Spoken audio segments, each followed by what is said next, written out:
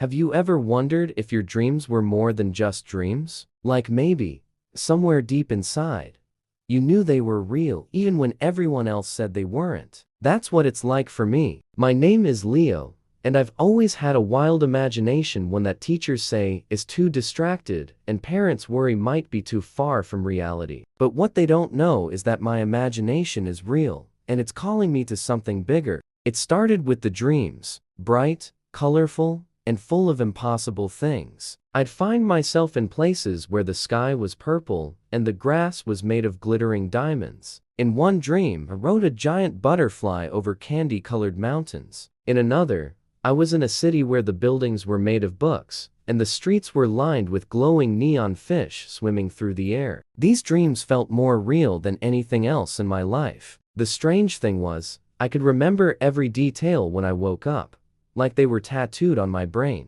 Then, things started to get weird. The dreams weren't just staying in my head, they were spilling into my days. I'd be sitting in math class, trying to focus on the numbers, but suddenly, the walls would start to ripple, and the chalkboard would turn into a waterfall of stars. My classmates didn't see it, but I did. The more I tried to ignore it, the more the dreams forced their way into my reality. It was like my mind was a broken TV, constantly flipping channels between this world and something else. One afternoon, while sitting in my room, staring at my homework that refused to make sense, I saw something out of the corner of my eye. It was a small, glowing orb, hovering by my window. It pulsed with a soft light, like it was alive. I blinked hard, hoping it would disappear, but it didn't. Instead, it drifted closer, and I felt a pull deep in my chest, like it was drawing me toward it. Without thinking, I reached out and touched the orb. In an instant, the world around me dissolved, and I was standing in a place that felt familiar and strange all at once. It was the dream world, the one I had been visiting every night. Only now, I was wide awake. A figure approached me, tall and cloaked in shimmering silver. Their face was hidden, but their voice was warm and comforting. "Leo," they said, "you are the Dreamweaver, the one who can bridge the gap between our worlds. But our world is in danger, and only you can save it."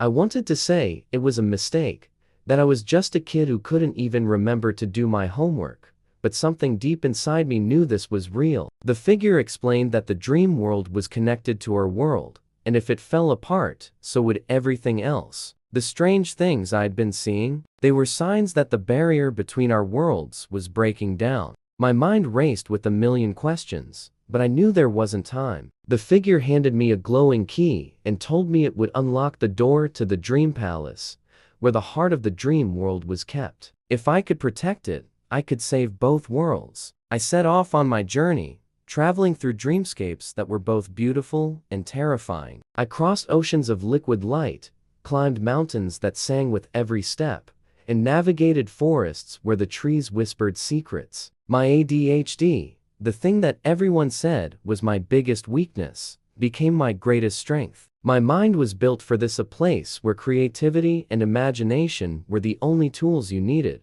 When I finally reached the dream palace, it was under attack by shadowy creatures that fed on fear and doubt. I knew they were strong, but I also knew I was stronger. I focused on the one thing that had always been mine, my imagination. I imagined the shadows melting away, turning into harmless puddles of ink. And that's exactly what happened. With the shadows gone, I used the key to lock the dream palace's heart safely away, restoring balance to the dream world. As soon as I did, I felt a rush of warmth and light, like 1,000 sunrises all at once. The figure reappeared, thanking me for saving their world and ours. When I woke up, back in my room, everything felt different. I still had ADHD, and the real world was still as chaotic as ever. But I knew now that my dreams were real. They were a part of me, a part of something bigger, and I wasn't just a kid with a wild imagination, I was a dreamweaver.